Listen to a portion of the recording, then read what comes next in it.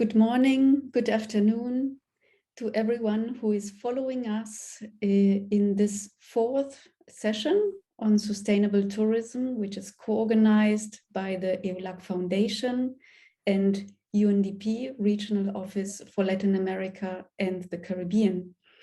It is a great pleasure for me to co-moderate this session together with my colleague from UNDP, Montserrat Schiottel.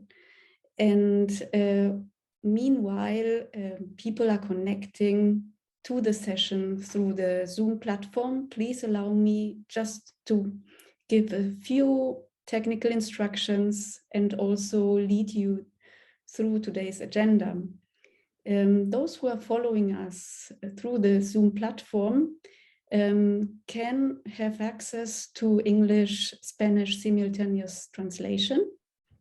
And they also have the chance to interact with our panelists by formulating questions in the chat of the Zoom platform. So we invite you to listen carefully and attentionally to the discussion and also to interact, to put your questions in the chat.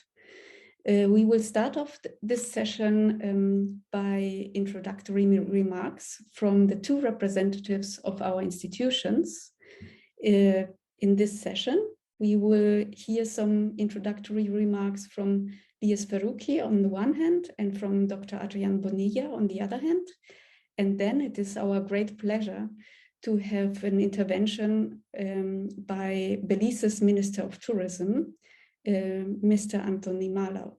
We are very, very happy to have you on board today.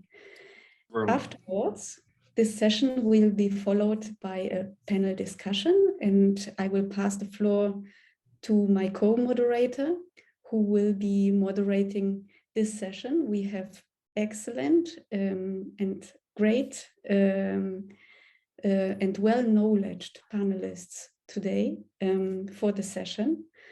And afterwards, some of the questions which have been formulated in the chat will be directly addressed by some of the panelists. So I'm looking very much forward to this session. Thank you everyone also who is following us through Facebook Live and of course UE TV. Without further ado, I would like to pass the floor to Mr. Lies Faruqi. Please, Mr. Faruqi. Thank you, Anna. It's a real pleasure to be here. And on behalf of Luis Felipe Lopez Calva, the Regional Director of UNDP's Regional Bureau for Latin America and the Caribbean, I would like to extend a warm welcome to our distinguished panelists and to all the participants listening in today. I'm also delighted to greet His Excellency, Mr. Anthony Malau, Minister of Tourism and Diaspora Relations of Belize, as well as Mr. Adrián Bonilla, Executive Director of the EULAC Foundation. As you know, the crisis caused by the COVID-19 pandemic has had historical repercussions affecting the world economy, as well as disrupting productive sectors and related livelihoods, with unprecedented consequences on national economies and the quality of life of millions of people. Tourism as a sector has been particularly affected, with disruptions slowing down regional economies, in particular where tourism inflows account to up to 50% of its GDP. And in that sense, Latin America and the Caribbean as a region has been particularly affected. This unprecedented crisis points to a need to consider new ways of thinking towards generating greater resilience in the tourism sector, by designing development models that are not only more inclusive and diverse, but that can also prioritize action and investments to minimize environmental degradation and climate change impact. As you know, the LAC region is among the most biodiverse in the world, estimated to hold up to, I think, something around 40% of the world's biodiversity, and containing 7 of the world's 25 biodiversity hotspots.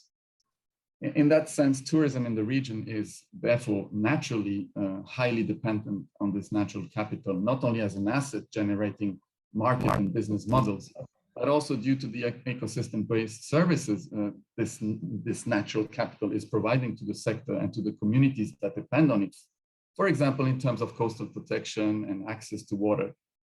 Belize, which is the host country of the event, like many other small island development states in the Caribbean, for example, are highly dependent on their biodiversity and natural resources to fuel their economies and advance socioeconomic development. Therefore, proper management is key, and a shift in existing development paradigms that often threaten the natural capital on which the sector depends must be operated. So today, the discussion in the event will provide us with an opportunity to discuss measures and solutions to strengthen environmental resilience in the tourism sector towards more sustainable models, while simultaneously maximizing the social and economic benefits through nature-based investments. The discussion will also focus on how the tourism sector can be an agent of innovation by facilitating increased investments towards the protection of the natural capital in an effort to promote a more resilient and sustainable offer in line with national green recovery priorities, as well as in line with current important national efforts to define much greater climate ambitions. So I'll leave you with these remarks, and without further ado, I'll hand the floor to Anna, and I'm looking forward to this very, very exciting discussion. Thank you. Thank you very much. As a second person who will be introducing this session, I now pass on the word to Dr. Adrián Vanilla. Thank you, Anna. For me, it's a source of immense satisfaction to be able to share this virtual space with you today. For us at the ULAC Foundation, it's a pleasure to encourage the broadest possible path towards the reflection on the tourism sector in Latin America and the Caribbean. Let me switch to Spanish.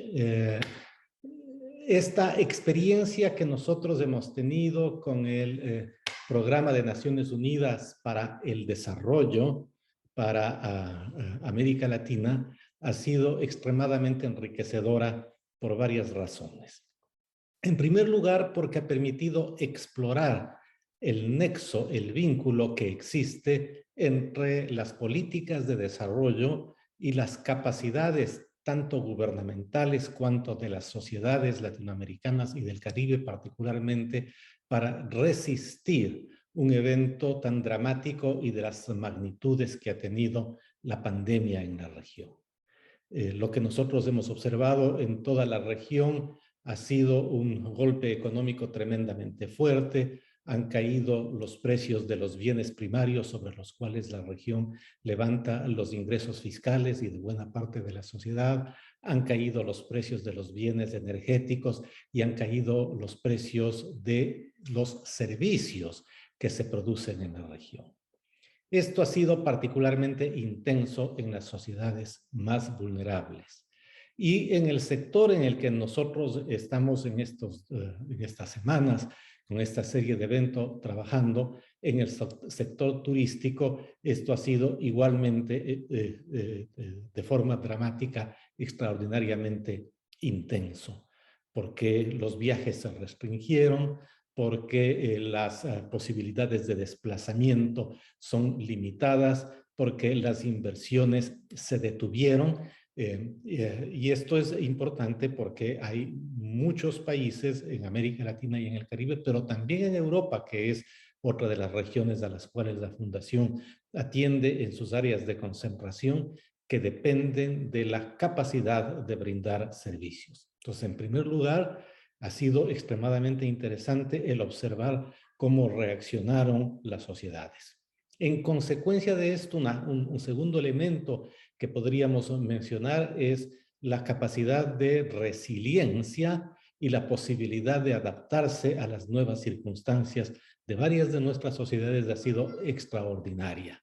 Pero todo esto, sin duda, ofrece una serie de desafíos de política pública que tenemos que, de una u otra manera, que afrontar.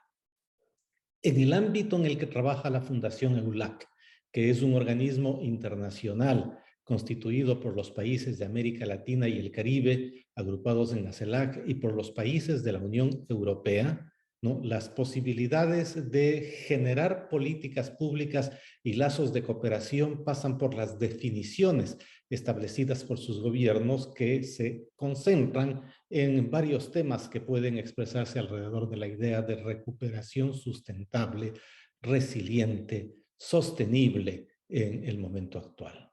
Y la industria turística no está alejada, todo lo contrario de este tipo de políticas, porque es una industria extremadamente vulnerable al cambio climático, que se expresa con mayor fuerza en situaciones de áreas vulnerables, como por ejemplo las del Caribe. La posibilidad de explorar cuáles son políticas públicas que permitan la recuperación de las comunidades, de las personas, cuáles son políticas de cooperación que sobre la base de la sustentabilidad pueden establecerse, y la posibilidad de ayudar produciendo información de calidad en el proceso de toma de decisiones de sociedades y gobiernos ha sido parte de esta maravillosa experiencia conjunta que nosotros hemos tenido con los colegas del Programa de Naciones Unidas para el Desarrollo en su concentración para América Latina. Quiero agradecer especialmente en esta ocasión al gobierno de Belice por su preocupación y por la interacción que ha tenido con las dos organizaciones para la organización de este evento. Estoy seguro de que las deliberaciones que tendremos en la tarde de hoy en Europa y en la mañana en el Caribe van a ser de sumo provecho para todas las partes involucradas, y les agradezco mucho por estar presentes en este evento en estos momentos. Agradezco, por supuesto, a nuestros socios y a todas las personas que nos acompañan en calidad de panelistas. Thank you very much, Adrián. Now it is my great honor and pleasure to give the floor to the Minister of Tourism and Diaspora Relations, His Excellency Anthony Mala from Belize. Thank you very much for having me. I would have preferred to have this forum or this session face-to-face, but we still continue to struggle through COVID, and I believe we'll do so until somewhere going into 2023. I hope it's shorter rather than longer. When we initially heard about COVID, we thought it would have been a couple of months, but it's been almost 20 months for us here in Belize, and it has truly had an impact on our country. I have, in my previous life, I used to work here at the Belize Tourism Board, and we've seen, at that time we saw about 5 hurricanes at different levels, SARS, 911, Ebola, but nothing has decimated the tourism industry like the COVID pandemic. And so we're starting from ground level, but we're fighting our way through it, and we have hope and optimism going into 2022 and beyond. Good morning to our distinguished speakers and all participants. It is indeed an honor to join you this morning and to welcome our global audience to this very important discussion under the theme Nature-Based Solutions for Sustainable Tourism in Latin America, the Caribbean, and the European Union. Thank you to Mr. Adrián Bonilla and the EU-LAC Foundation, and to Mr. Jose Cruz Osorio and the UNDP for all your efforts in organizing these events and bringing us together to support each other during these very, very difficult times.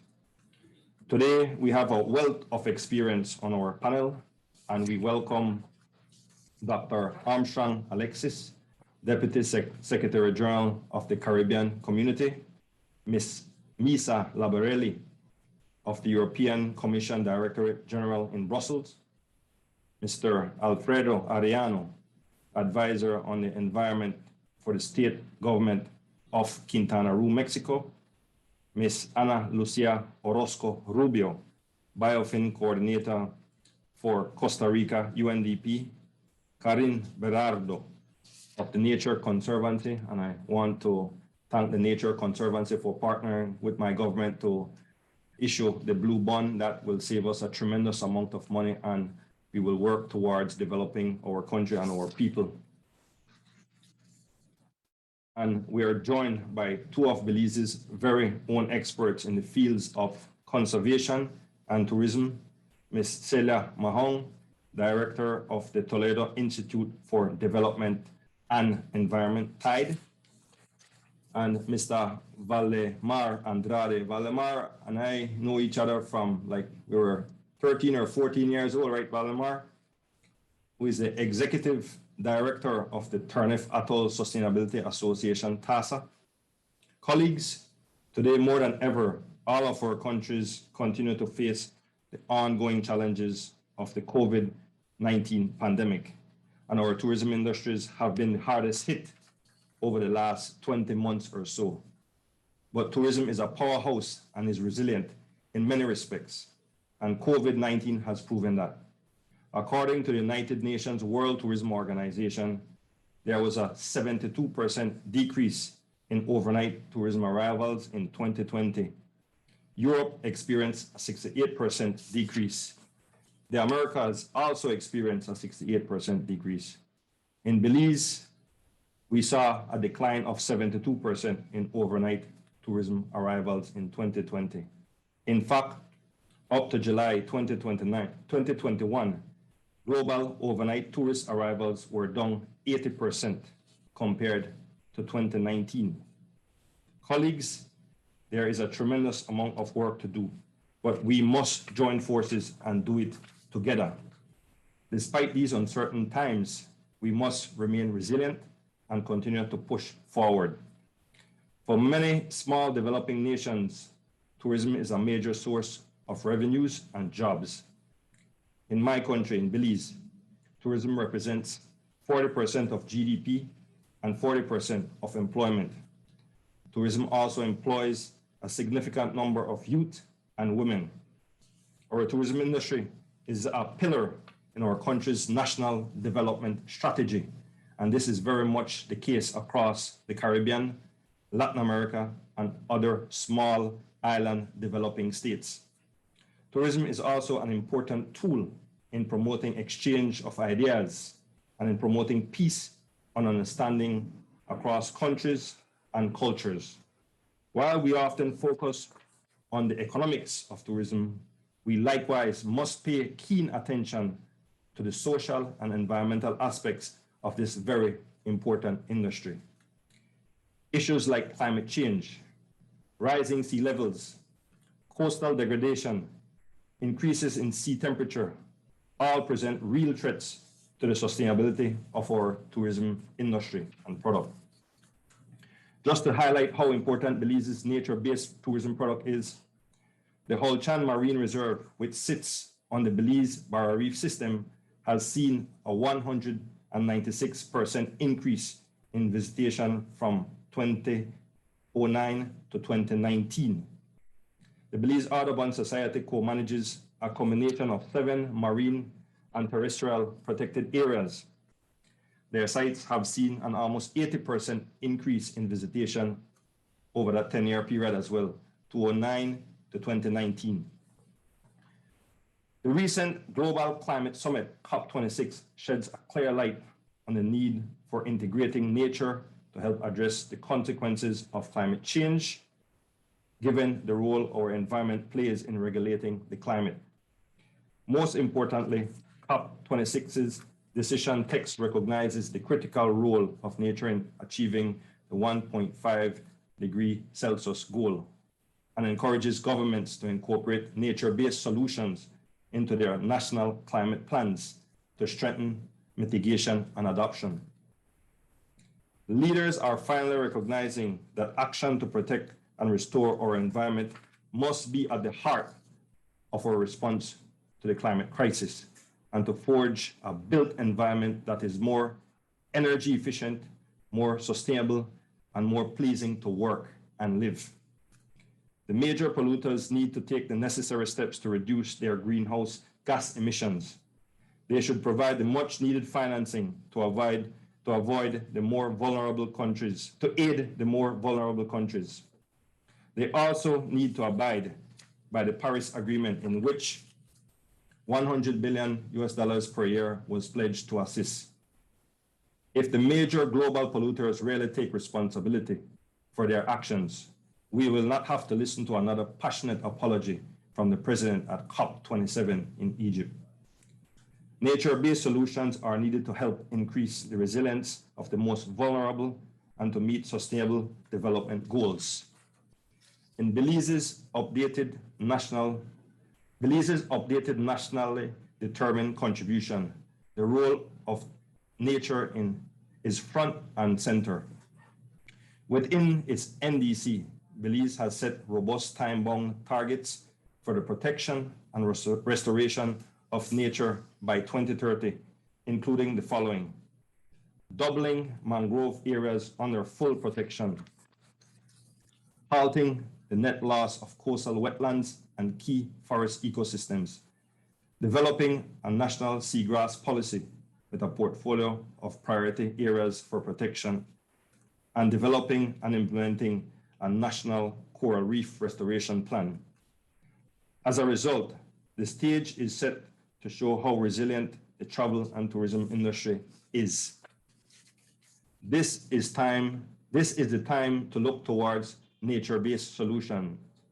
This is the time to invest in sustainable tourism. This is the time to show true love for our world. Nature has blessed us with wealth untold, declares Belize's national anthem. Indeed, Belize's natural resources and strong cultural heritage create the backbone of our tourism industry. We are known for our commitment to conservation, with approximately 26% of our territory under some form of protection. The Belize Barrier Reef is the longest in our hemisphere and is a World Heritage Site, rich with colorful marine life. Wildlife abounds our tropical forests. We have the longest cave system in Central America, and we are at the heart of the Maya civilization. Our people are diverse and we live in harmony. We are truly blessed, my brothers and sisters. But only until earlier this month were we able to really quantify some of that natural wealth. Belize began a debt restructuring exercise within the last year and just recently completed a US $365 million transaction with the Nature Conservancy, now referred to as the Blue Bond. This trend-setting initiative will significantly reduce Belize's debt and generate an estimated $180 million for marine conservation.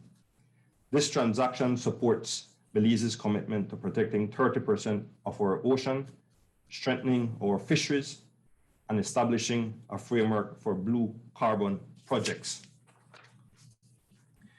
Nature-based solutions and investments in sustainable tourism are critical at this time. Thankfully, we are now seeing the light at the end of the tunnel with great hope for our future.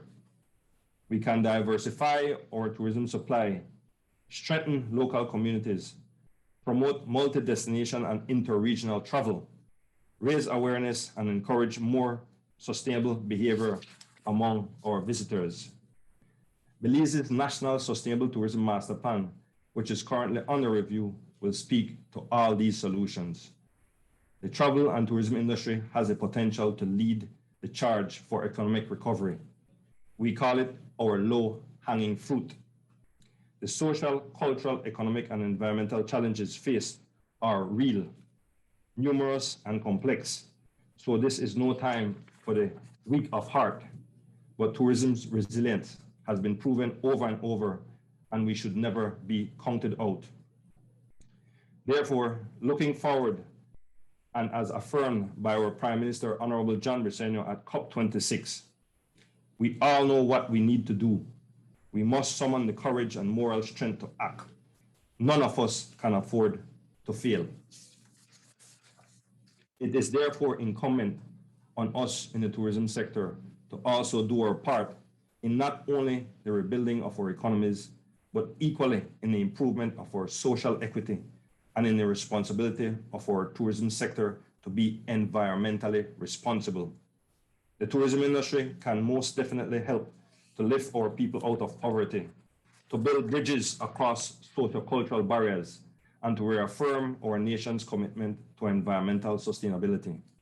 This is a time for more collaboration, sharing of experiences, and learning from each other so we can recover together. So today, we look forward to the important discussions and strategies, innovation, and experiences of the esteemed panelists. Let us work together and harness the power of our biodiversity and natural resources to refuel our economies. I thank you for your time, and I look forward to the discussions. Have a good day. Thank you very much, Honorable Minister of Tourism, Anthony Mahler. I think you set very well the ground for today's discussions by making us aware of the particular vulnerabilities of small island states, Caribbean states, Central American states. You also set the ground in normative terms, speaking about the Paris Agreement and the COP26, which just finished several days ago. And also thank you very much for addressing the commitments that your country has been uptaking over the past years, and now all the NDCs that your country has updated also in the context of the NDCs. And as you well mentioned, we have the pleasure to have today very knowledgeable and experienced experts in our panel. Therefore, I would now like to turn over to my co-moderator, Montserrat Schiottel, who is Regional Technical Specialist in Climate Adaptation at UNDP. Montserrat, please. Thank you so much, Anna. And I want to thank also the Minister of Belize, Honorable Anthony Mahler, for this very compelling thoughts in the beginning of this panel. And I hope that we can build upon some of the great topics that you have put at hand. Really, it is sobering and reflective things that you have provided for us. So in that light, it is my great pleasure to introduce this panel discussion that will present what the ALAC region has been doing as a key innovator to transform the tourism sector and promote investment in natural capital for enhanced resilience. We have a wonderful mix of panelists that have proven to be champions and demonstrate how investment in natural capital and nature-based solutions are actually viable. They're representatives from regional organizations, they're tourism leaders at national and local levels, but they're also practitioners that have been working to promote a more sustainable, inclusive tourism model, and demonstrating that it's not only smart environmental policy, but it's also smart financial planning for the sector. And in some cases, I think right now, as the Honorable Minister provided, it's the best way to protect the sector from future shocks that will come, particularly as climate change begins to manifest itself in the region. So with this in mind, I would like to introduce our panelists. First of all, Dr. Armstrong Alexis, who you heard of before. His role is particularly relevant considering the great reliance that the Caribbean economy has in the tourism sector, and who has been providing a lot of guidance in how to transform to this paradigm shift. Ms. Misa Labril, who's the Policy Officer of Tourism at the European Commission, the European Commission Director General. She has great experience in leading the EU markets towards sustainability, particularly working with SMEs and entrepreneurship. Mr. Alfredo Arellano, who is the Advisor on the Environment for the State Government of Quintana Roo in Mexico, who has led the state in innovating in the development of investing in an insurance policy for the Mesoamerican coral reef. Ms. Jimena Escobar Fadul, who is the Caribbean Coral Strategy Manager and leader in regional ecotourism from the Nature Conservancy, who has led various strategies with the private sector in the tourism industry, innovating towards a more sustainable sector and also providing investment for natural capital. Ms. Celia Mahon, who is the director of the Toledo Institute for the Development of Environment, or TIDE, in the Punta Gorda town in Belize, who has led in promoting tourism as an ecosystem compatible based livelihoods alternative. Ms. Ana Lucia Orozco Rubio, who is the Biofin coordinator for Costa Rica, who as part of the role in Biofin has identified the role of rural tourism in increasing investment for natural capital in conservation and has promoted interesting models that allow for this inclusiveness and more sustainable sector. And finally, Mr. Valdemar Andrade, who's Executive Director of TASA, the Toronto Atoll Sustainability Association, in Belize, that has innovated in promoting blended finance investment for natural protected areas through various income generating strategies, including tourism. So as you can see, we have a great panel and I'm excited to get to the questions now. So the first one would be towards Dr. Armstrong Alexis from CARICOM. So my first question to him would be, we often talk about the importance of sustainable tourism, but we don't really focus on the why. So Mr. Deputy Secretary, if you could provide us with a regional perspective and why it is important for the Caribbean to look for this paradigm shift from the past tourism model, and what are some of the common challenges that the sector faces when looking to protect its rich natural capital? Okay, thank you very much for the introduction, and good morning to my fellow panelists. Good morning, Honorable Minister. It's a pleasure to meet you, albeit virtually, and I do look forward very soon to meet you in person. My former colleagues from UNDP, I've only recently joined the CARICOM Secretariat, and it really is a pleasure that my first outing on behalf of the Caribbean community is in fact with the United Nations Development Program and other participants of this webinar. First of all, let me thank you for organizing such an important discussion and to register my appreciation on behalf of the Caribbean community for the invitation that you've extended to us to share some thoughts on this quite pertinent topic. Tourism, as many of you would know, accounts for approximately 14.8% of the region's GDP and is the single largest revenue stream for many of our member states. Based on the 2015 Travel and Tourism Council figures, the top 3 most tourism-dependent countries in CARICOM were Antigua and Barbuda at 57.1%, the Bahamas at 46.9%, and Barbados at 39% respectively. And as the minister pointed out, Belize is somewhere in the region of 40% of GDP being accounted for by tourism. Annually, the region plays host to over 25 million visitors, from which it earns in excess of $49 billion on an annual basis. There is therefore no doubt that tourism is quintessential to the current survival, sustained growth, and advancement of our Caribbean region. Colleagues, the COVID-19 pandemic has negatively impacted the growth rates and real GDP figures of all of our CARICOM countries. The 3 heavily tourism-dependent economies suffered negative growth, with Antigua and Barbuda suffering a total of 20.2%, Barbados 17.6%, the Bahamas 14.5% negative growth in 2020. In 2020, Barbados, for example, its visitor arrivals as measured by airlift fell by 71%, while cruise arrivals declined by 64%. In St. Vincent and the Grenadines, 420 businesses closed, resulting from 2,750 persons losing their jobs. Revenue across the region fell by 90%, and employment fell by an approximate 67% across the region. The model that we have relied upon for tourism has, however,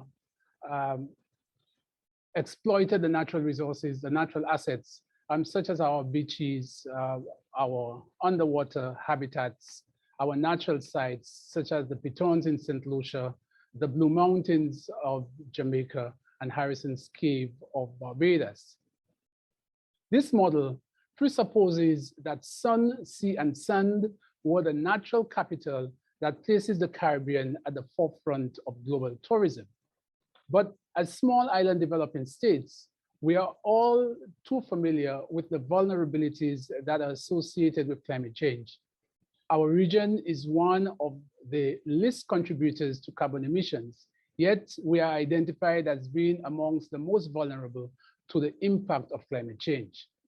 Sea level rise, coastal erosion, coral bleaching, etc., are all undermining the natural capital of our region. And given the high reliance on tourism, many of the economies of CARICOM member states now sit on the precipice of both an environmental and economic catastrophe, which will have monumental impact on our habitat, as well as on the infrastructure and capital investments that are by and large along the coast of many of our Caribbean territories. And that will ultimately affect the lives and livelihoods of all of our citizens. Colleagues, we therefore have little choice but to dispatch with serious alacrity, an unwavering commitment, and an unambiguous agenda for nature-based solutions that will secure sustainable benefits for the tourism sector in the Caribbean and for the citizens of the Caribbean as a result.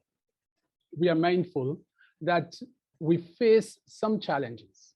Some of these are within our sphere of direct control, whilst others will require global commitments.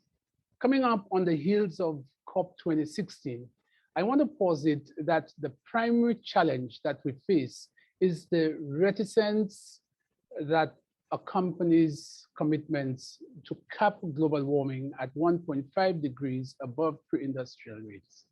If this is not achieved, sustainability of our natural assets will not be possible. And not only will tourism not be sustainable, our very existence as a people will be in jeopardy. The challenges that are within our control include region-wide policies on sustainable tourism, cultural shifts to place more emphasis on a marriage between conservation and development, and a democratization and liberalization of the tourism arena to include active participation of communities and the citizenry at large. I am confident that the work that the CARICOM Secretariat is leading will help address sustainability in the tourism sector. But we have to ensure, colleagues, that there is a breadth and depth of an understanding, engagement, and action for protection of these natural assets, which include protection of our coral, our coastal ecosystems, our mangroves, our wetlands, coral reefs, seagrass beds, etc. All natural defenders of shorelines against storms, winds, and erosion.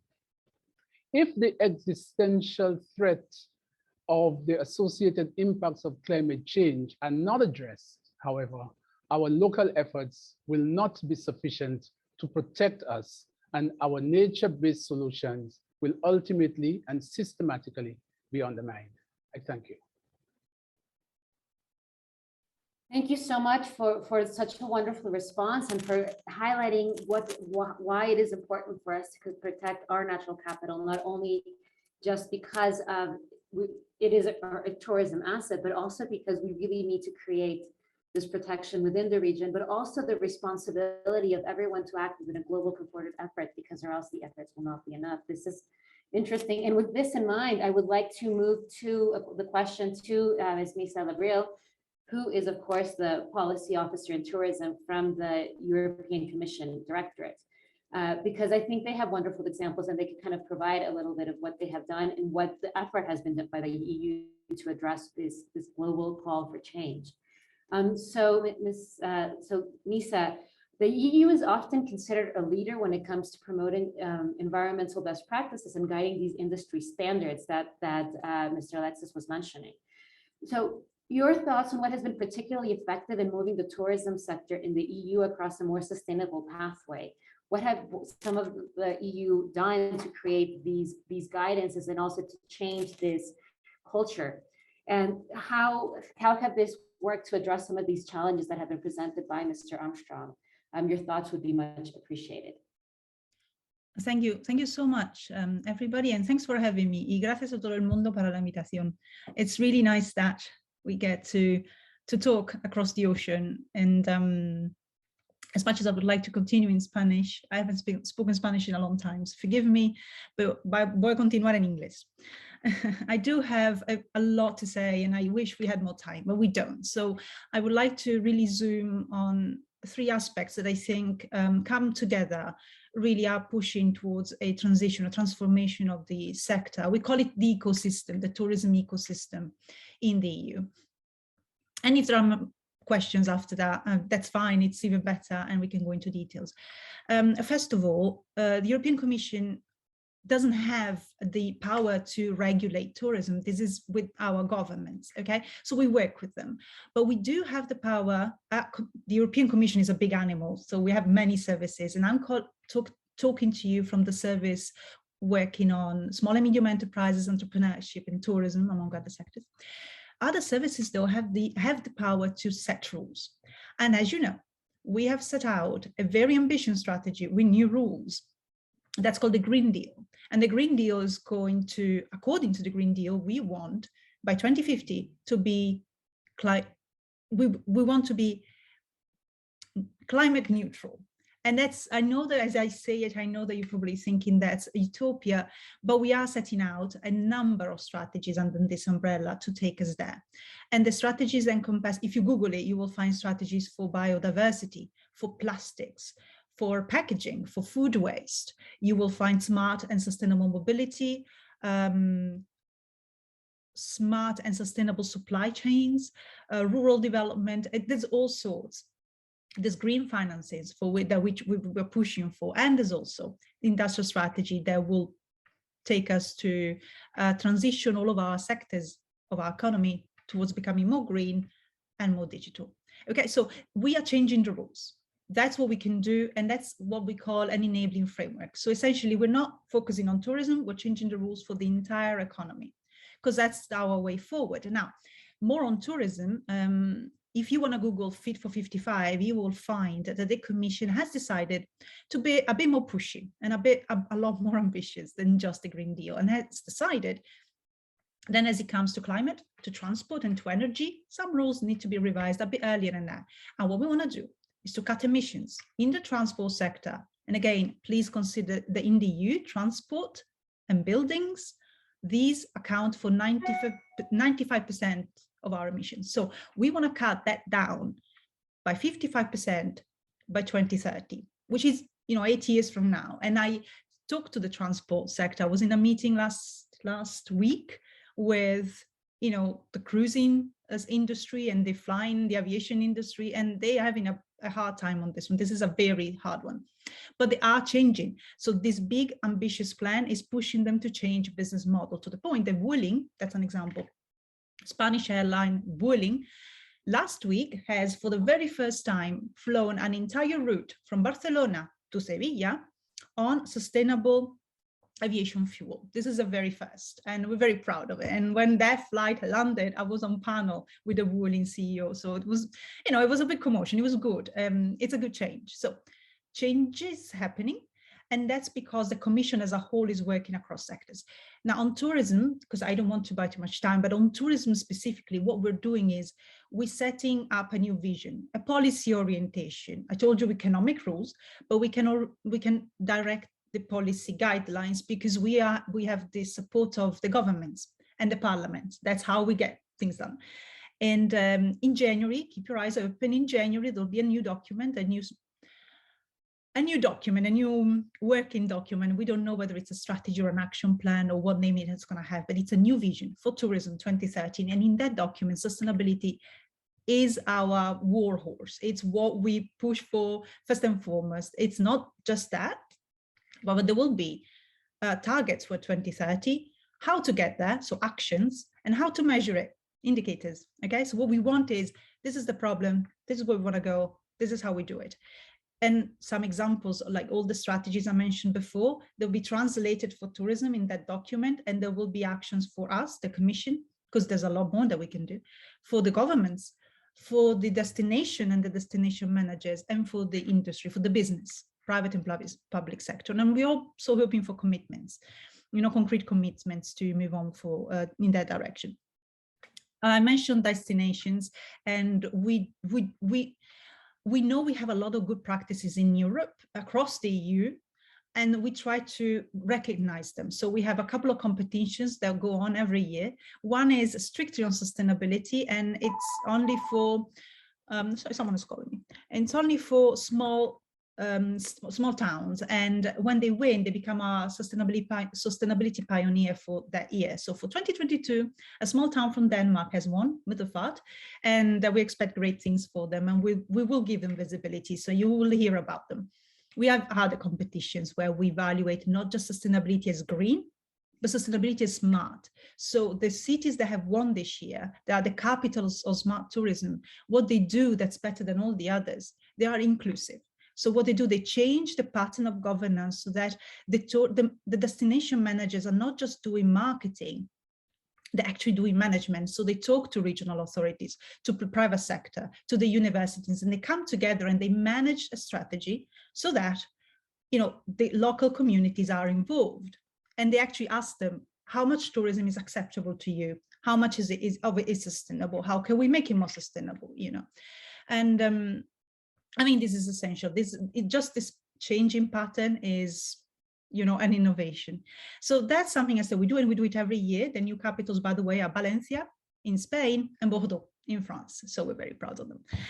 The last thing I want to mention that we do to support this transition, I probably should mention something that we don't do, because I think it's important to acknowledge that, you know, there's so much still to do. What I hope you can teach us, that maybe you have and we don't, is a way to measure the environmental footprint of tourism on the territory. So we are putting our funds actually now in a new action so that we can support small and medium enterprises, because, you know, in Europe, they are the bulk of our tourism sector. We hope to be able to support them in developing a way to measure the impact that tourism has. Because at the moment, we're developing indicators, but when it comes to collecting data and really measuring the footprint, we still need to work on it. That's something that we still need to have and to do and to develop. Last point, and then I'm done because I really don't want to buy time from all the other panelists. Funds. So the Commission has put in an incredibly amount of money, unprecedentedly last year, to react to the situation. You might have heard of a program called Next Generation EU. In very layman's term, what this is 750,000 billion euros that we give to the member states, not to pay for that, but to invest and to reform. And the plans that the member states put together, they have to earmark this money towards green and towards digital. So you see, we want them to reinvest and to reform something. We want them to change the way things are done. And we also want them to change them towards sustainability and towards more digital. And not just digital because it's nice. Digital as a means to sustainability. That's what we're doing. And the member states, well, the governments, I don't want to speak too much jargon, the governments have sent us their plans. 16 out of 27, so 60%, have got tourism as an area of work. So I suppose that's good enough. You know, not everybody has got the same approach to tourism. Obviously, as you can imagine, I'm from Italy. So for Italy, tourism is a big deal. It is the backbone of our economy. Same for Greece and Spain, but perhaps not for the northern countries. So try and see this in perspective. I still think it's a very good result. So this is what we're doing again, enabling framework, regulatory framework that helps the economy. Policy orientation that we build together with all stakeholders. We don't just write it, we consult and then we write. And the funds. These are the three things that are coming our way. Thank you. Thank you so much. I think this is absolutely wonderful, and it provides a lot of input for us as policymakers on how we can help governments to move forward. And I think one of the key things that you mentioned, and I think is a huge strategy, is how do you have this vision that transforms not only the tourism sector, but it transforms the whole economic vision. And then it is translated in a way that it can be managed by tourism in a way that's inclusive and providing guidance and carrots as well through this. And I think this is so interesting because I think this is kind of where we know we need to go, but it's very difficult to begin to implement, especially in countries with more limited means. But I think this is where the private sector definitely comes in. And with this introduction, I would also like to pass the word to to a question for Mr. Alfredo Arellano, because he comes from this local state, well, from a state government in Mexico, and has also innovated a lot in terms of how the state governments can begin to lead the way as well. So, Mr. Arellano, the state of Quintana Roo is largely developed on coastal-based tourism, which is of course highly sensitive to climate change, with impacts being felt through sea level rise and increasing storms. And of course, it's very dependent as well, because its beaches have been considered among the best. So can you tell us a little bit about the investment that is being made by the sector, by the tourism sector, led with the support of the local governments, to harness the coastal ecosystem and reduce these impacts? And that being, and knowing that the state has invested in the insurance for the coral reefs, why has the state decided to take this ecosystem-based approach?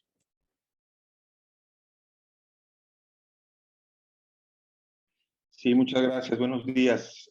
Quiero aprovechar la traducción al inglés para hablar en español. No sin antes agradecer a UNDP esta invitación y al gobierno de Belice a participar con todos ustedes. Antes que otra cosa, me gustaría darles unos datos que son muy importantes para entender la dinámica del turismo en Quintana Roo y sus destinos turísticos, que son muy conocidos como Cancún, Tulum, la Riviera Maya, Cozumel. En el año 2019 recibimos un total de 15.1 millones de turistas y 7.2 millones de cruceristas en el estado. El estado cuenta con una capacidad de 107.128 cuartos de hotel, lo que implica una derrama económica por arriba de los 15 millones de dólares. Si entendemos esta dinámica, también tenemos que entender que este turismo es dependiente del medio ambiente de Quintana Roo. Lo que vendemos es sol y playa, y lo que vendemos es paisaje, es naturaleza.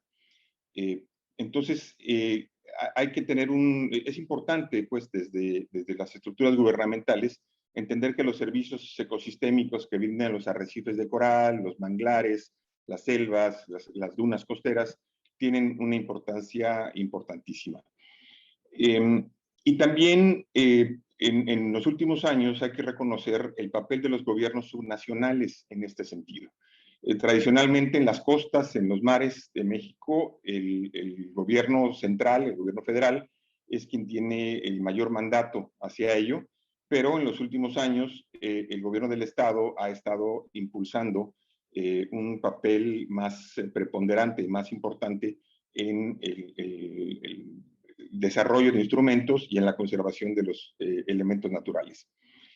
Y con esta premisa, en el 2016, el gobernador Carlos Joaquín ofreció en su campaña política la siembra de un coral por cada voto recibido. Esto fue un compromiso que se hizo y que se impulsó hacia los siguientes años. En el 2016 se constituyó el Fideicomiso para el Manejo Integral de la Zona Costera, Seguridad y el Desarrollo Social en Quintana Roo, como un instrumento precisamente para poder recaudar fondos y dar una continuidad y transparencia a los recursos.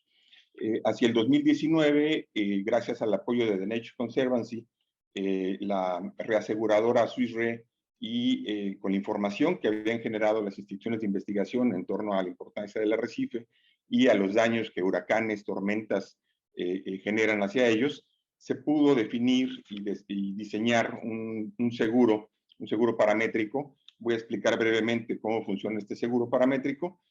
Básicamente son tres variables. El parámetro, que se consideró la velocidad del viento, a partir del cual hay un daño severo a los arrecifes de coral, y esto implica una inversión que normalmente no se tiene en el gobierno lista para operar. El segundo parámetro es el área de incidencia, en este caso son los arrecifes de la costa de Quintana Roo, y el tercero es el pago de la compensación. En este sentido, la gran ventaja de los seguros paramétricos es que no hay una evaluación de daños por parte de la aseguradora, simplemente si se cumple el parámetro, que en este caso es la velocidad del viento, el seguro aplica y el pago se realiza. Tenemos ya 3 años con el seguro paramétrico, que ha ido desde bueno, estos pagos van dependiendo de la velocidad del viento, desde un 20% del pago de la suma máxima asegurada hasta el 100%, dependiendo de la velocidad del viento, que va desde los 170 kilómetros por hora hasta los 233 kilómetros por hora, donde en este último caso se aplicaría el 100% de la suma máxima asegurada. Y quien evalúa o quien es el testigo en este caso es la oficina del Centro Nacional de Huracanes, de la NOAA, como institución testigo. Y bueno, después de 3 años es importante señalar que han sido 2 compañías de seguro las que han aplicado. En el primer año, en el 2017, fue Seguros Banorte con la reaseguradora Swiss Re, y en 2020 y 2021 fue el primer año fue Seguros Afirme, el segundo año fue Seguros Banorte, con las reaseguradoras Hanover Re y Global Parametrics.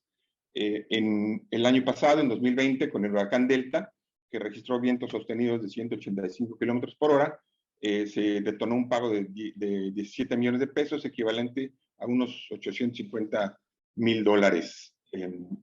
Y bueno, no me extiendo mucho, simplemente también señalar que este instrumento pues, ha sido innovador a nivel mundial, y que esperemos que como este puedan seguir funcionando otros más en el mundo. Cierro con otro instrumento muy rápido, que son los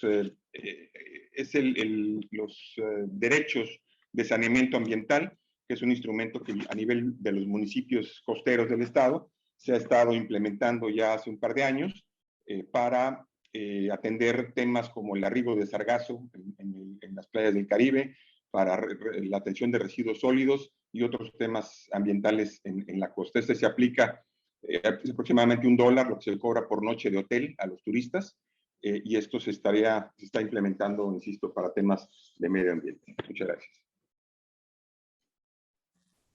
Voy a cambiar a español porque después de esta gran presentación, para poder, muchísimas gracias, Alfredo, por justamente esta visión. Creo que lo que ha hecho el estado de Quintana Roo con TNC y con Swiss Re, y no sabía que estaba también FIRA y Banorte metidos, es completamente impresionante. La verdad es que creo que no se había pensado a veces que el financiamiento verde pudiera tener este tipo de mecanismos, y la verdad demostrando cómo existe un papel interesante para los gobiernos locales a nivel subnacional para poder impulsar este tipo de mecanismos de inversiones, reconociendo el valor de su capital natural, como dices tú bien, depende de este concepto de paisaje, y sobre todo también demostrando que se puede cobrar ese tipo de derechos al mismo turista y el turismo no le preocupa pagarlo. O sea, sí existen estos mecanismos de compensación que el turismo está dispuesto a trabajar y que nos permite también ser un poco menos temerosos para poder influir el costo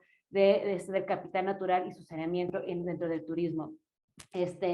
Muchísimas gracias. Con eso, with this in mind, I will now switch back to English to pose my next question to TNC, who has already been introduced with their innovations through the work that they've been doing in Belize and in Quintana Roo. So, Ms. Jimena, as mentioned before, TNC has been a leader in finding these innovative ways to attract private capital for sustainable tourism. Can you expand a little on how TNC has been able to partner with the private sector to find value and invest in natural capital? And how can governments begin to support this work and harness it? And in this case, we've heard about governments leading the way, but can tourism lead the way for this green recovery that has been mentioned as a response to COVID? Thank you, Montserrat. I'm going to go ahead and answer in English as well. So I have prepared my answer in English, but mucho gusto a todos. Muchísimas gracias por tenerme acá para los latinoamericanos y los hispanohablantes en el Caribe. And now I switch to English.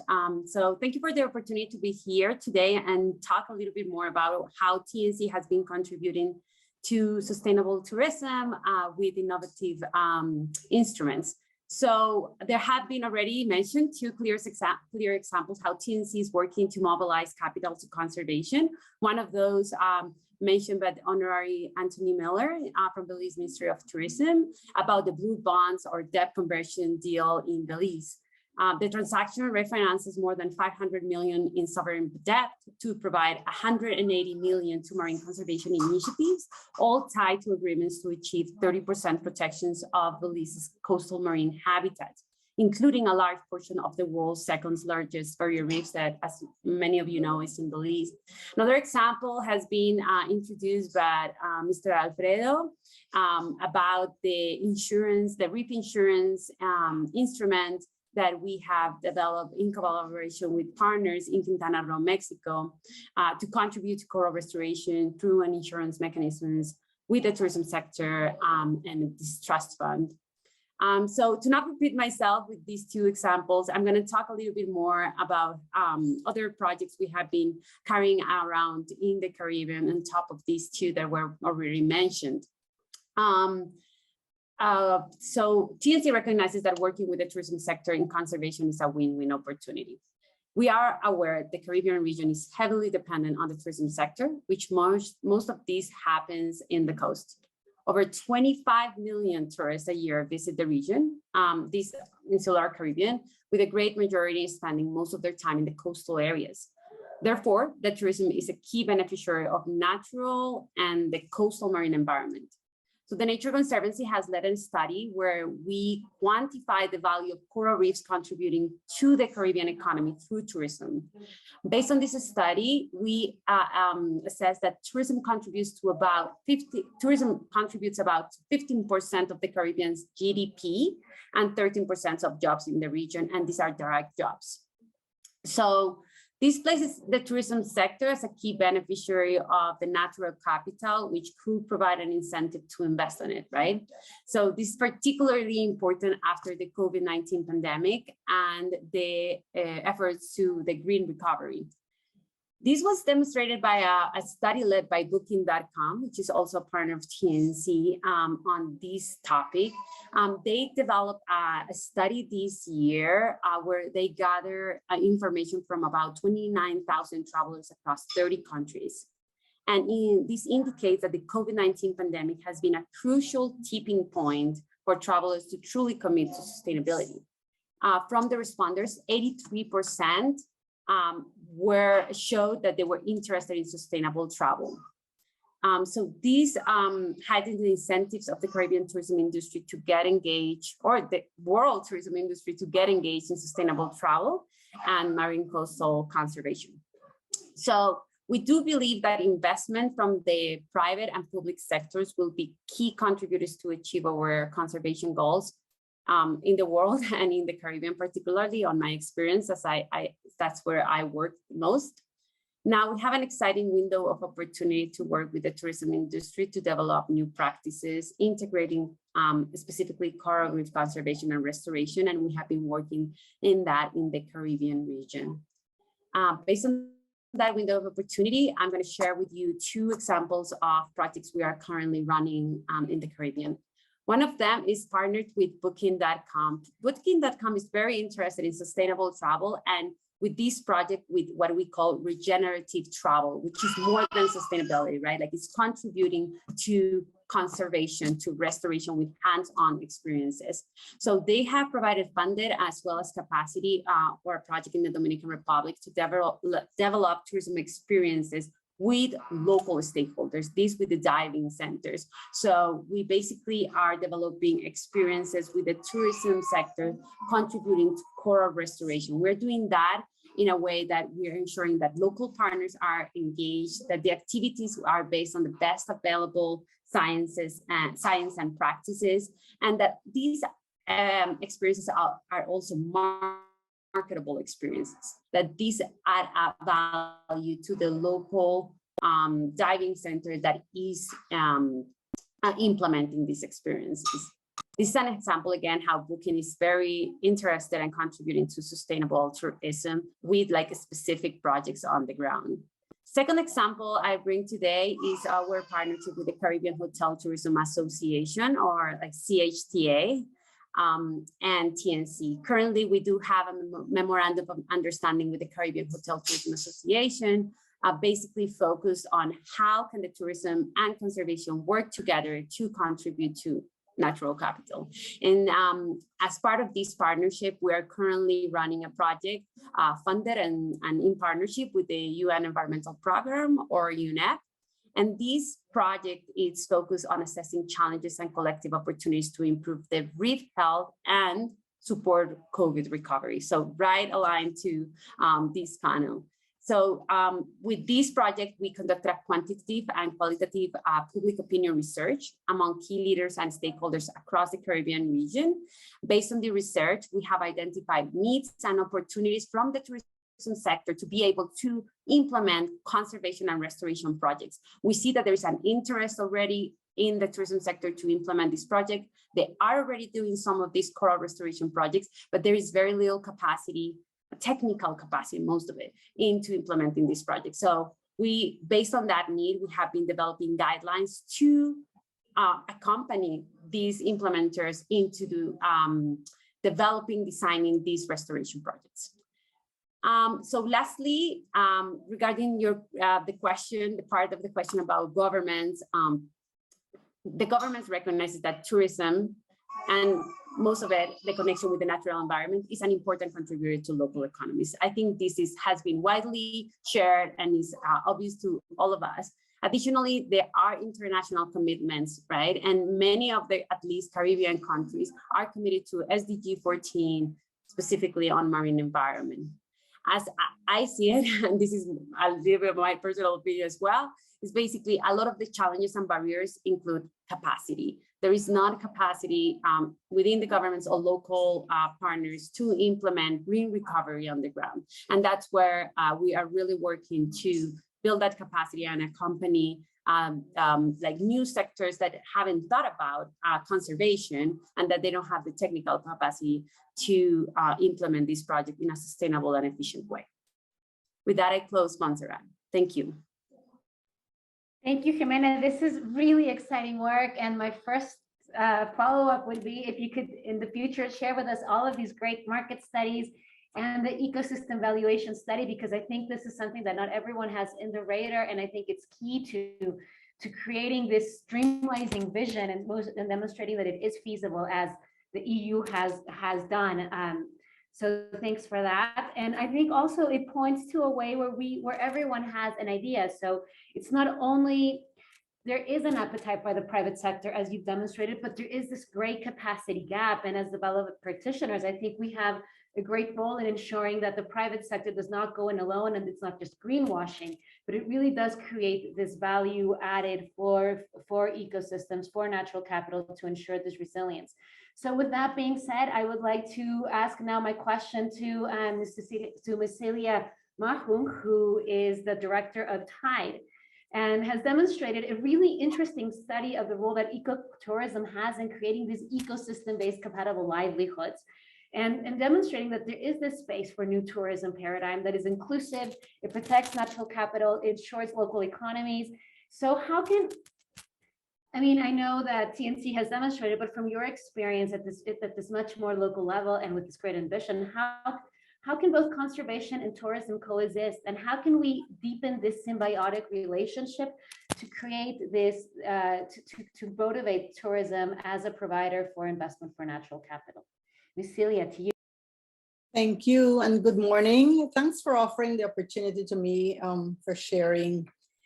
Tide Tours has been in existence since 1999. And so we've done quite a lot with ecotourism, and we've changed from time to time. We started off with just building the capacity of our stakeholders to be able to offer the services that are needed. And so we've trained like several tour guides.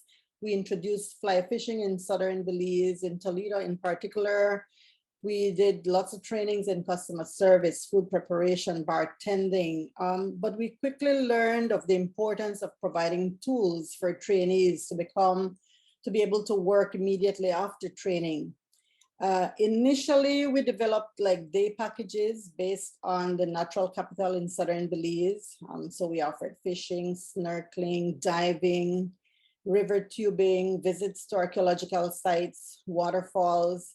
And we quickly shifted gear to attracting university groups from the USA and Canada who are interested in enjoying nature, but also interested in participating in educational activities, in community service projects, conservation-related projects such as reforestation, trail clearing, monitoring of manatee, seagrass, yellow-headed parrots in our case, monitoring of water quality, and so on.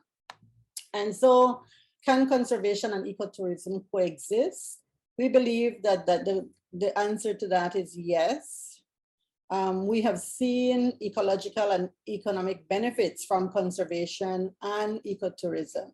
For example, when student groups visit to participate in activities such as replanting riparian zones or monitoring of seagrass health, conducting water quality monitoring or fish monitoring, manatee, parrots, birds within our protected areas, we benefit from their assistance in achieving our conservation goals.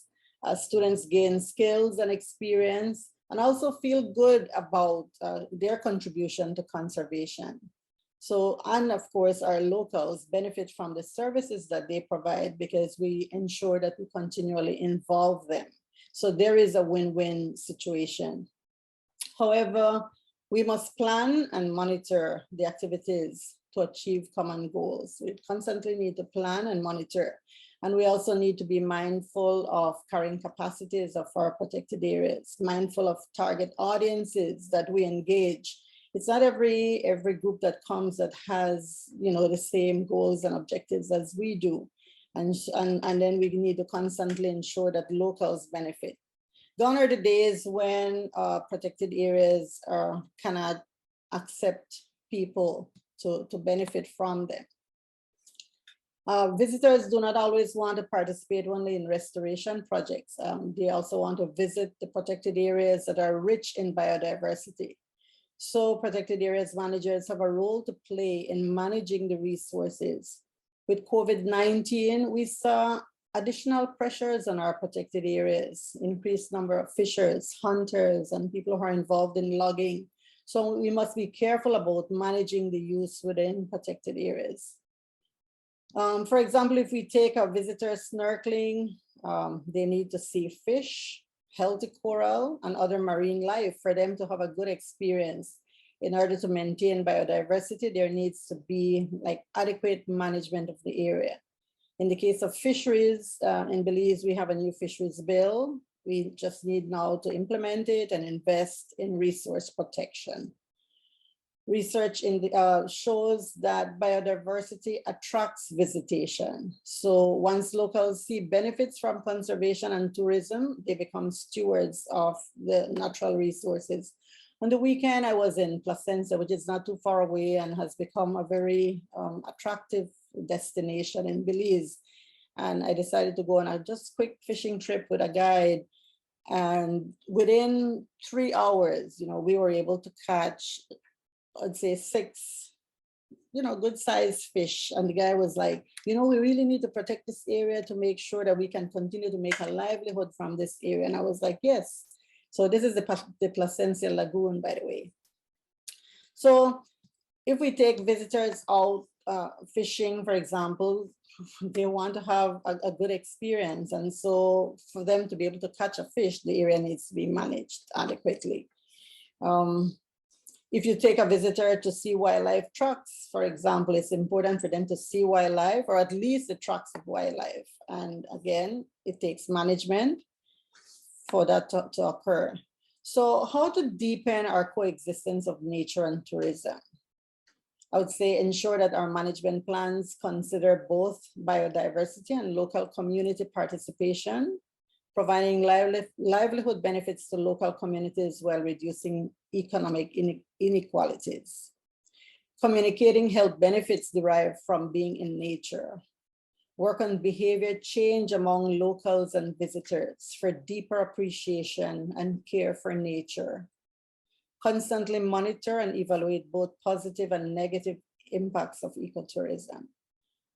Increased visitation does not necessarily lead to a quality experience and return travel. Therefore, constantly monitor numbers, carrying capacity, and visitor experience. And of course, we're lucky that we can implement the Blue Bond commitments that the Minister mentioned earlier.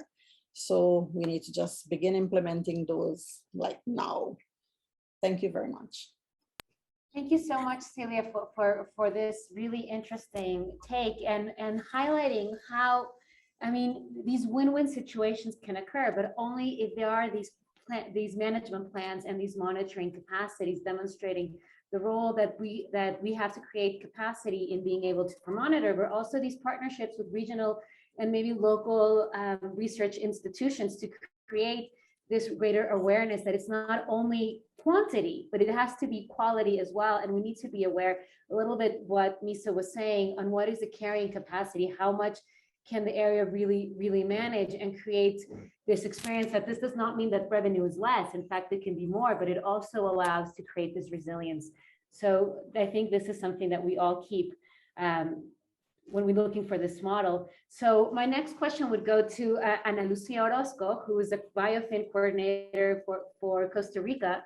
Ana Lucia, your experience in Costa Rica is really interesting, particularly building up from what Celia said, in that it has been working actively with community and rural-based tourism to create an innovative business models that increase financial flows for natural capital, particularly looking in the face of COVID recovery. Can you tell us some of these structural challenges that you have faced and the financial and structural mechanisms that have been developed for this not only inclusive, but a regenerative approach to tourism? Thank you very much, Montserrat, and thank you for the organizers, for the EU LAC Foundation, UNDP, and our fellow panelists. I'm switching to Spanish for our, para nuestros hispanohablantes. Gracias por la pregunta, y creo que sí, como dices, Montserrat, coincide con otra parte de la historia, como estaba mencionando Celia, que es en cómo logramos también en la parte de mecanismos de financiamiento apoyar a través estas iniciativas. Y desde Biofin Costa Rica empezamos con el turismo comunitario y rural desde un punto de entrada tal vez un poco distinto a lo que se ha planteado anteriormente, que lo que nos ha hecho es permitir indagar e innovar respecto a cómo reducir brechas de financiamiento de biodiversidad, que es el propósito, el fin de Biofin, que permita la inclusión de comunidades rurales en zonas de importancia biológica y grupos específicos históricamente excluidos, como son los pueblos indígenas y las mujeres. Es importante mencionar que han sido los mismos, para entender esta brecha de financiamiento, lo que hemos hecho es visualizar cuáles eran las brechas de financiamiento de la Estrategia Nacional de Biodiversidad y de la Política Nacional de Biodiversidad, en donde tras un proceso participativo muy amplio, donde participaron los pueblos indígenas y grupos especiales de representación de mujeres en la construcción de esta política pública que fue desarrollada por el gobierno de Costa Rica con apoyo del PNUD, en donde identificamos desde sus propias voces, fueron ellas y ellos, los territorios indígenas, que planteaban la necesidad de apoyar el turismo sostenible como una alternativa de visión donde las personas y la naturaleza coexistan y prosperen. Es una relación diferente a la que vemos y que es el cambio de paradigma que tenemos que apoyar. Esta visión, como les decía, fue manifestada en metas y necesidades específicas que vimos desde entonces que tenían brechas estructurales para su financiamiento. Y es a partir de este proceso participativo en el caso de los pueblos indígenas donde desarrollamos un portafolio de turismo desde la visión indígena en 7 territorios indígenas en la zona sur de Costa Rica como parte de un pilotaje de esta construcción ya de operativización y de búsqueda de mecanismos financiamientos para operativizar esta Estrategia Nacional de Biodiversidad que busca la resiliencia de esos ecosistemas.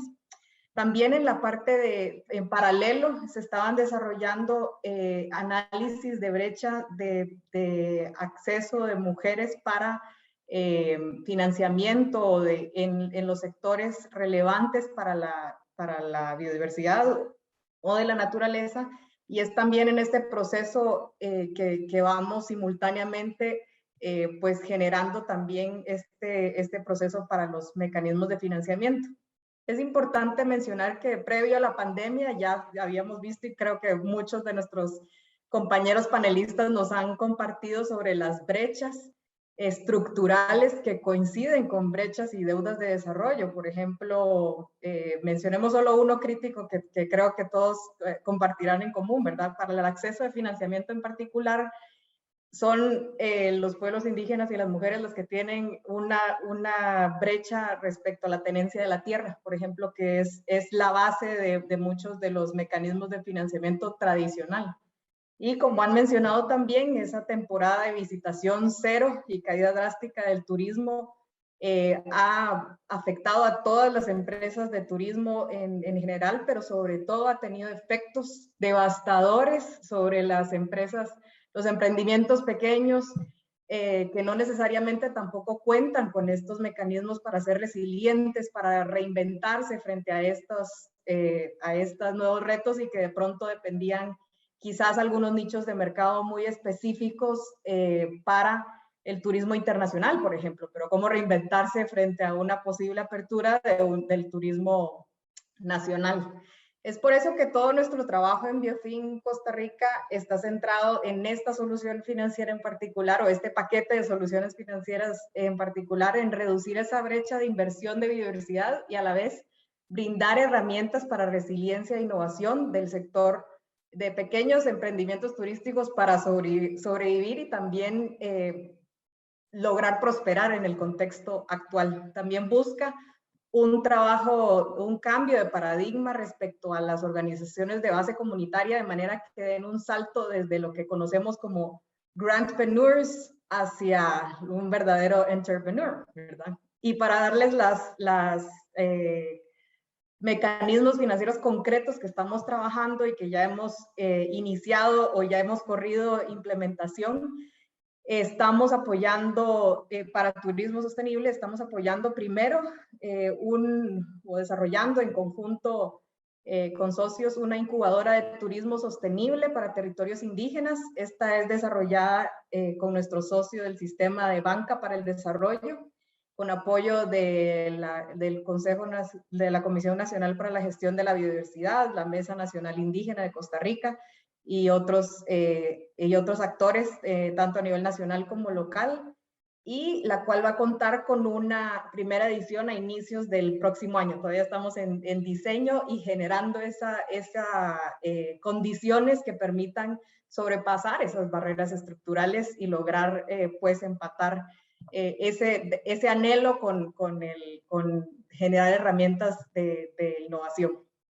Hay un segundo programa que se llama Créase, que es un programa propio de la Agencia Universitaria de Gestión del Emprendimiento, AUGE, de la Universidad de Costa Rica, donde lo que hemos hecho es incidir para incorporar criterios de selección de proyectos que sean con un impacto positivo en la biodiversidad y de género en la priorización y selección de esos proyectos que reciben fondos no reembolsables para la innovación y creación de nuevos consorcios de base turística que buscan la diversificación de la oferta.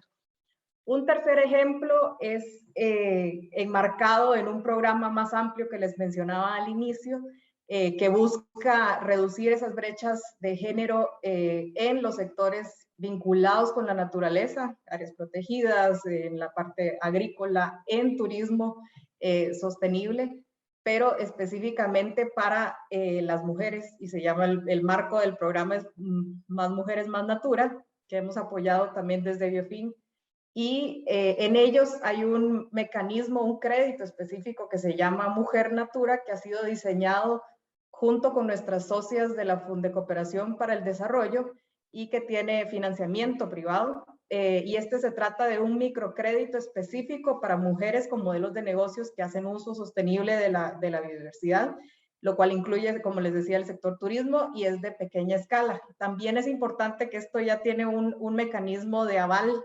del FIDEIMAS que también nos permite reducir esos riesgos para poblaciones en condiciones de vulnerabilidad, sobre todo aquellas que quizás no tengan esas garantías, ¿verdad?, de las que estábamos mencionando. Todo esto para decirles que hay ejemplos también concretos de estos mecanismos de financiamiento que se pueden hacer a la medida y que requiere pues también un cambio radical y revolucionario del paradigma que entendemos como ese desarrollo y la prosperidad con la naturaleza para las personas y su prosperidad. Muchas gracias, Ana Lucía. Qué interesante, y creo que está lo que se ha hecho justamente para identificar eso. Si existe un mercado, si hay manera de hacerlo, solamente hay que generar esta revolución. Now, I would like to introduce our final speakers, being very cognizant of the time. We only have 5 more minutes before this closes. So, Mr. Valdemar Andrade from TASA, just one final question. TASA has been particularly active in looking to leverage blended and impact investment sources to promote conservation and revenue generation, very similar as what we've heard in Costa Rica. So what is the role that sustainability standards have in attracting this sort of revenue? We mentioned the importance of monitoring, evaluation, and making sure that there's carrying capacity. So how do these sustainability standards work to attract this revenue? Can this model be upscaled to lead a new sort of tourism in the Caribbean region? Please. Sure. Good morning. I take the opportunity to thank the organizers, both the EU and the Latin American and Caribbean United Nations Development Program, and the team, and invite you all to visit Belize so you can experience this for yourself. But I just want to put on record here, as has been mentioned, Belize has a natural resource-based economy, with the natural resources, both green and blue, being a big part of it, especially the blue space, contributing to the major income earners and revenue generators, such as the tourism, water industries, agriculture, and fishing. Tourism alone was $700 million Belize pre-COVID. I'd just like to take the opportunity to let you understand a bit of the background in terms of the Turnef Atoll Marine Reserve. It's 342,000 acres of marine space, which involves a lot of coral reefs, 11,000 hectares of mangroves. It's also a major contributor to Belize's commercial harvest of lobster, conch, and finfish, and is known to be an important source of high-value tourism. In addition, the atoll serves as a major first-line buffer for the mainland, especially the low-lying largest city of Belize City during the major storms such as hurricanes. The annual contribution of the Turnef Atoll Marine Reserve to the economy of Belize is around 500 million Belize dollars, or $250 million per annum, which includes $282.3 million annually from Turnef reefs, mangroves, and seagrasses related to storm protection of the central Belize City and Belize City surrounds. 151 million Belize dollars to the annual tourism expenditure from the Turnef Atoll Marine Reserve, $7 million estimated from blue carbon, and $5 to $7 million estimated from the Turnef lobster, conch, and finfish fishery. And there is an unknown value for the deep sea fishery. The blended finance approach, whereby diversity conservation meets economic development, is a space whereby diversity conservation meets economic development. Let's not forget, the purpose of this approach is to be able to generate predictable sources of financing to support enforcement, surveillance, outreach and education, science, and supplementary livelihoods, securing ecosystem and economic resilience. Therefore, the role that sustainability standards have in attracting this sort of revenue is critical, and we have to demonstrate both revenue and conservation impact. Hence, both science and socioeconomic key performance indicators have to be measured in order to be able to make the case for this type of impact investment. Not to add that this is key to the performance of the loan, and more so to the ability to pay it back. Hence, we need both finance and science innovation hubs to be developed to support this type of paradigm shift. And the mention of smart and sustainable supply chains are very imperative. The challenge: MPAs in Belize and worldwide have inadequate secured budgets for basic management or are often relying on short-term grants, creating uncertainty in their long-term capacity to sustain their conservation actions. Innovative business approaches to conservation could offer opportunities for financial autonomy by generating predictable long-term sources of revenue. In this context, the Mirova Natural Capital Sustainable Ocean Fund and the Blue Natural Capital Financing Facility deployed its capital to support the shift towards sustainable finance for marine conservation in Belize, working with MPA co-managers to identify an appropriate blend of finance to enable the shift towards a more entrepreneurial approach to MPA management and funding. Through this financing, TASA was able to conduct a market analysis with tourism stakeholders and build natural resources-based tourism products that were identified as key, filling the gaps, ones that fit in the COVID context, standard operating procedures and space, and ones that not only leverage the site-based products, but also products that could compete in the regional and international setting with new products for tourism, for our tourism business partners and our national tourism product. Who was involved? Blue Finance has been a critical project management office. They have brought in to our full disposal experts that we would not have otherwise been able to afford in a timely fashion. Altilia Mirova and the Sustainable Ocean Fund, who conducted a robust due diligence and finally approved a $1.2 million US blended finance impact facility and leveraged the support of the Blue Natural Capital Financing Facility, which became a significant part of the catalytic funding to have us in a state of readiness that we are today. Other critical investors included the Protected Areas Conservation Trust, the United Nations Development Program, the MAR Fund, the Belize Marine Fund, MPA Connect, the Summit Foundation, and Blue Finance. Critical technical partners included the Nature Conservancy, the Environmental Defense Fund, and the University of Belize. And from the government side, it included the Ministry of Blue Economy, who created the enabling space, and the Ministry of Tourism from a PR and marketing perspective. What were the lessons learned? Critical catalytic funds from Mirova, Sustainable Ocean Fund, and the BNCCF, equity sponsors that arrive on time and are ready to be invested with limited restrictions, rules, and processes to access, and the de-risking loan guarantee of 50% first loss from USAID were extremely important. Key and critical partners with an innovative mechanism to integrate them into your governance and check and balance mechanisms are also critical. Capacity building. Going from a strict natural resource-based management team to an equally important business model has required bringing in key capacities at the right time, and that balance is challenging as you generally have to commence on grant funds and transition while finding key donors or ways to fill the gaps. Networking. The Ministry of the Blue Economy has been our key critical partner in government that has championed creating the enabling environment. Blue Finance has been our overall technical support for the business and science perspectives. The Ministry of Tourism and the Belize Tourism Board has been key from the marketing and PR perspective. There are many other critical partners that fill the financing and technical assistance gaps. So can this model be upscaled to lead a new sort of tourism in the Caribbean region? This has been the road, and I do agree with the panelists as you hear today from the Nature-Based Solutions event here today, that the blended finance facility approach is the future of financing the marine protected areas for the region. It may not be the silver bullet for all the protected areas, but with proper assessment, we can implement this approach as a solution that will allow all of us to leverage tourism as a major approach to financing the support of the long-term management of protected areas on our green and blue spaces. Thank you. Thank you so much, Mr. Valdemar. Unfortunately, we have now run out of time of the session, but I would like to thank our panelists and thank you for the great lessons that we've gotten. First of all, that tourism is the lifeblood for many of the economies, and it is dependent of ecosystems that we need to take care of. Second, that this model is attainable, is achievable, and there's a market that wants this and will be able to support.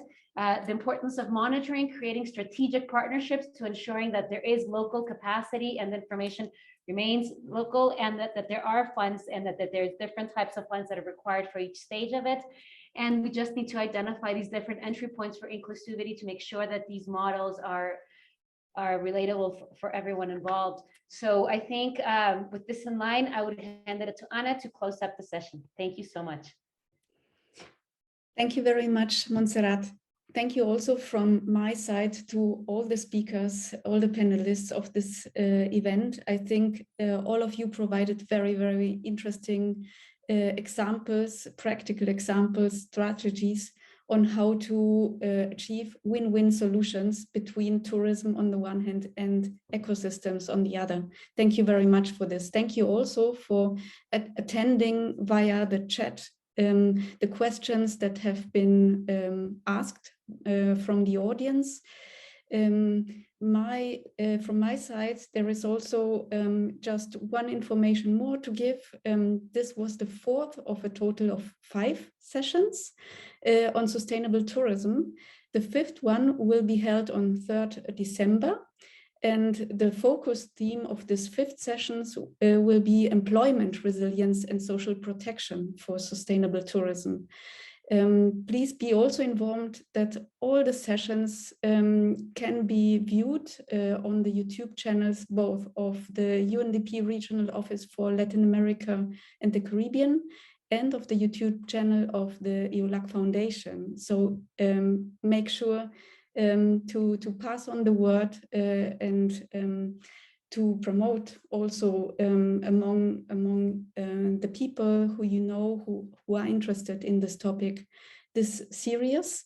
And it won't finish at all on this stage. We will then pass on to produce a policy brief where all the information, all the interesting solutions which have been presented and discussed, analyzed throughout this series of sessions will be again discussed and delivered towards the interesting publics in Latin America, the Caribbean, Europe, and all over the world. Thank you very much for everyone for attending, for your interest. Thank you very much for the speakers. Thank you very much for our partner UNDP for this wonderful session. Thank you very much and see you soon.